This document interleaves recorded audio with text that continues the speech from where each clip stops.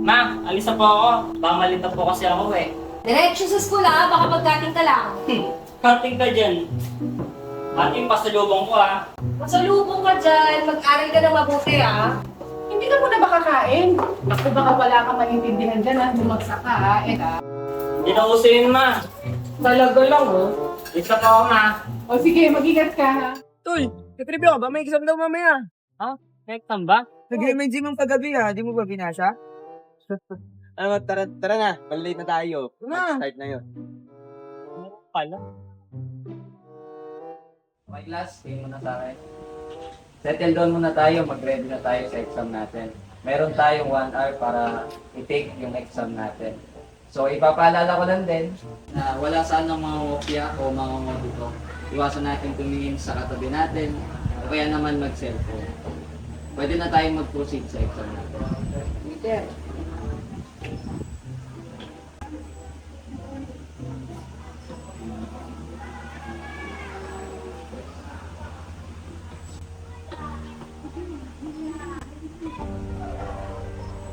Hindi ako pwede bumagsak dito. Baka madismay ako si ate at mama. Time's up na class, pasa na natin yung mga exam natin. Tapos niya? Hindi, ikaw. Siyempre. Review ako eh. Okay class, pwede na tayong umuwi. Oh! Pero, si Adrian may iwan dito. Uy, lagot! Lagot! Adrian, di ba lagi ko namang pinapaalala sa'yo na pipiliin mo ko lagi kung ano yung tama? Opo, sir. Bakit po? Alam kong alam mo yung ginawa mo, Adrian. You are the ace of the class pa naman. Pero, bakit ganyan yung nangyari? Sir, hindi po kasi nakapag-aaral ko. Hindi yan rason, Adrian, para mandaya ka. Alam niyo naman na bilang teacher niyo, hindi ko ito tolerate ang cheating. Your score in this exam will be invalid. Pero sir, Hindi. This is a warning, Mr. Santos. Kapag naulit ito, hindi ako magdadalawang isip na ipatawag ng magulang mo. Okay, you may leave now. You can reflect on your actions.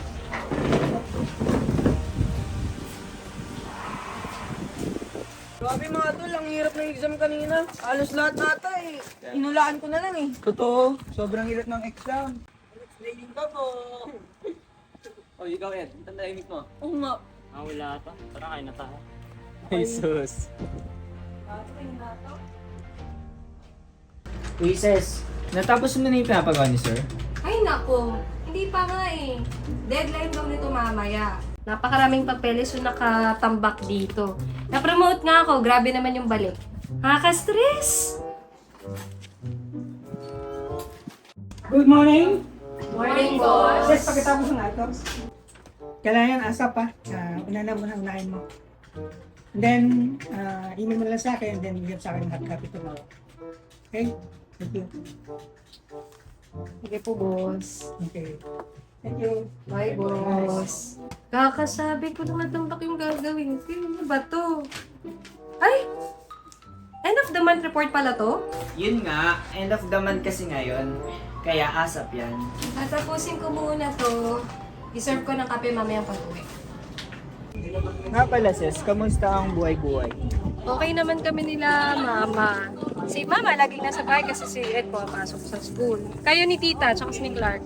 Sa mga Ayos naman, salamat sa Lord. Biyaya niya ay sapat. Alam mo, believe nga ako sa'yo Paano mo napagsasabay yung work, tapos nagsaserve ka pa sa church? Samantalang ako, kulang na kulang yung 24 oras sa akin. Mahirap, pero para sa Panginoon at sa pamilya, hindi na kaya. Ikaw ba, masasabi mong kontento ka na sa buhay mo? Naman. Paano mo naman nasabi? Dahil sa Panginoon, ngayon may hinihintay pa din kaming sagot sa panalangin. Maasa pa nga rin kaming magkakayos yung mama mo at mama ko Sana talaga, pagkaayos sila tita. Sino kayo yung gagamitin ng Panginoon para magkayos kayo?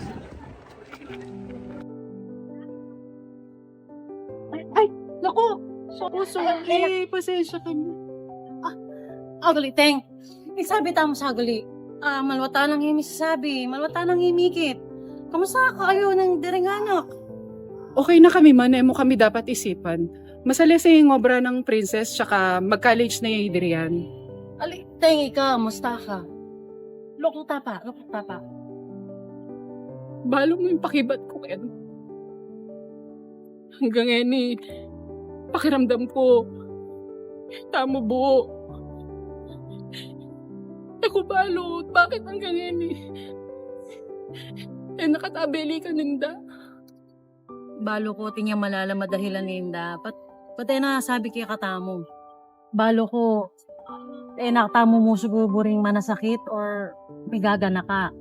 Alala mo na sinabi na kay katamo kanita? Sana ko sa mga anak ko sa isang kailangan ko gawin ko kasi para sa kanila kasi magaling na ako nang bahala sa kanila kung sila pa mapayaran. Salamat lang.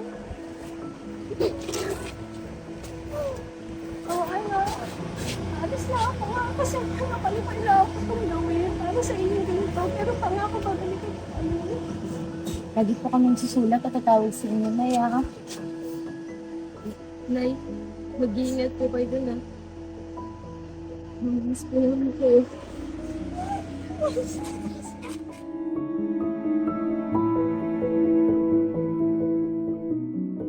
Huwag niyo paginimutan mahal na mahal ko kayo. Magpapakatay kayo susunod kayo ko palagi kay Chang.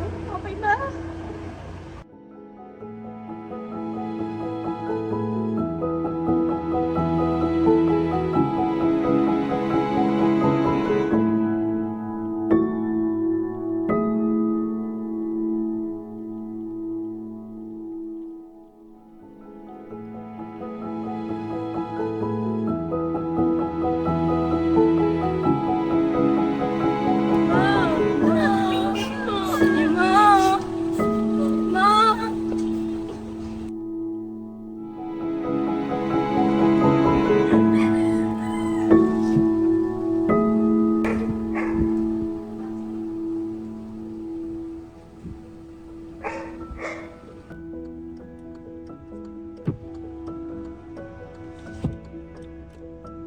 Atin yung sulat ni Ma! Talaga? Mahal kong mga anak, kumusta na kayo? Kumusta ang pag-aaral nyo? Sana nasa mabuti kayong kalagayan. Nag-aaral kayong mabuti. Huwag kayong mag-alala sa akin. Maayos naman ako. Salamat sa Panginoon, mapait ang amo ko. Pero miss na miss ko na kayo. Huwag niyong kalilimutan, ha? Mahal na mahal ko kayo. Mga anak, pangako, babalik agad ako. Tinitiyak ko yan sa inyo.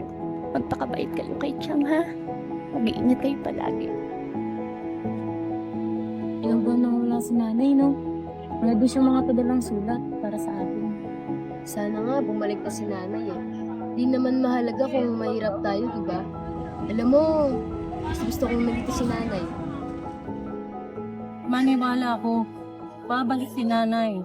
Babalik siya para tuparin yung mga pangako niya sa akin. Hindi pa huli ang lahat.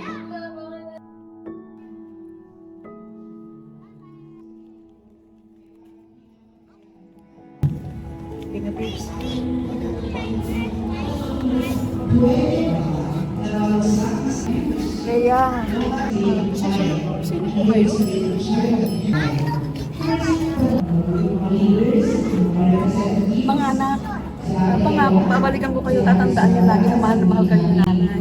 Linda!